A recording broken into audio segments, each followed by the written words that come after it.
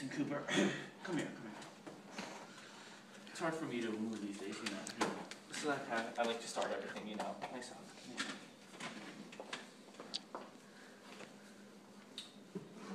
Many people are really inspired by you. What do you think about this? I mean, I'm honored, but at the same time, I'm distraught by this information. I'm willing to help people and give them advice, but like, no one should really admire someone else. You know what I mean? Why does this bother you so much? What I'm trying to say is people just really have to be themselves. What I'm really trying to say here is people should really try to be themselves. So many people walk around with like a meaningless life. They seem half asleep, even when they are busy doing things that they think is important. This is just because they're chasing the wrong things. People have to get their values straight. What was the meaning in your life? Well, for me, it was just everything. Life in general. Life is just one big blessing. Even with all the hardships you go through, life is still just such a blessing. The most important thing in life, though, is to learn how to give out love and how to accept it. That's one of the biggest challenges I see. Do you have any other life lessons? Well, life is a lesson in general. You could always learn something new. Life is always a lesson. There's just so many challenges and so many things you could learn from it. You just have to be willing to experience it to the fullest. You always have to be willing to open yourself to new ideas and to a new situation. Just not be judgmental. How's heaven? If I told you, it'd take away all the fun for you, wouldn't it? It's great talking to you, Maury. Thank you. You too, Anderson. Hey, Christopher. How are you? Are you okay? What did you say? I'm not supposed to be talking to strangers. It's okay. I'm a very trustworthy person. How about we do a puzzle? I really do like puzzles. What kind of puzzle is it? How about you try this one on the board? Oh, okay. I think I can do it.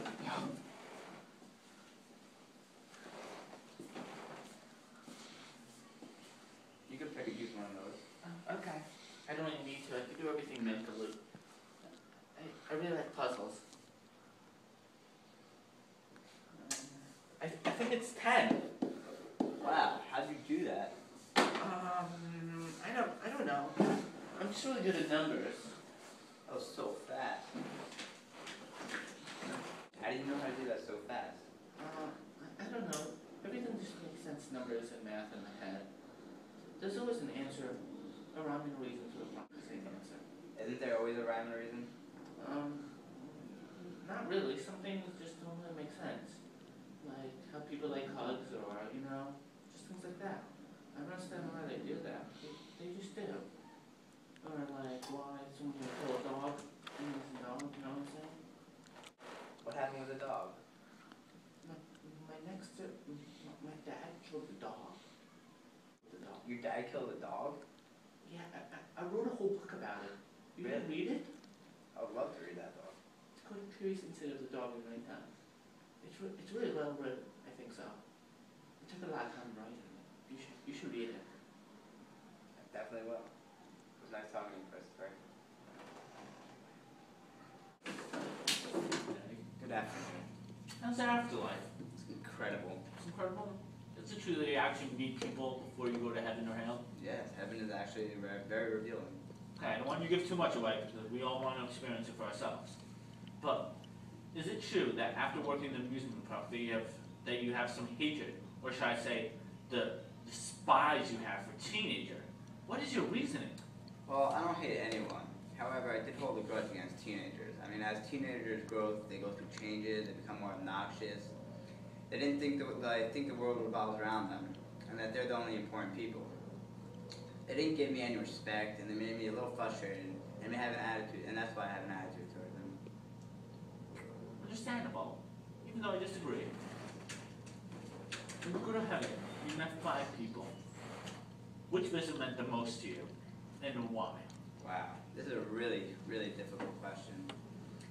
Every person I met meant so much to me. I really can't answer this question. However, it was really special to meet my wife. I mean, my wife was the 4th person I met in heaven, and she taught me that love is not lost with death. She was the only happiness I ever had in my entire life. It's very moving. Very, very moving. Explain your emotions when you first saw Tala in heaven.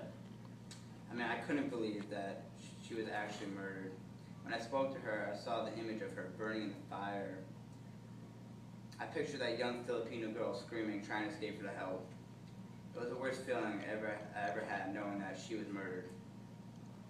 Thank you. Who else have you met in heaven? Well, I met my captain for more, and I learned a lot about him. Captain saved my life by shooting me in the leg, and he also saved all my fellow comrades by going over a mine, and ended up saving all of our lives. I mean, he's a true hero to me, and sometimes you don't realize why things happen in life until much later.